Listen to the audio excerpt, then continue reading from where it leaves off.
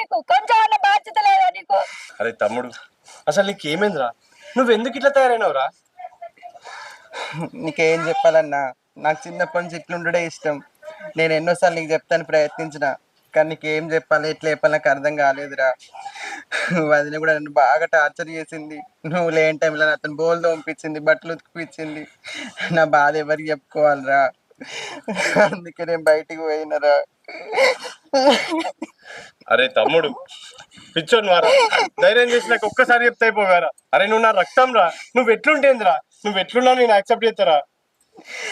నీకేమని చెప్పాలన్నా, ఉన్న వదినతో చెప్దాం అనుకున్నా, నన్ను ఒక్కసారి కూడా మనిషిలాగా చూడలేదన్నా.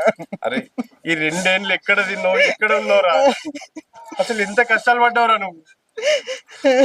నేను ఆ రోజు వచ్చినప్పుడే చెప్పిన ఒకసారి అన్నకు చెప్పు అని. నా మాట వినకుండా ఇంట్లోకి వెళ్ళిపోతివి.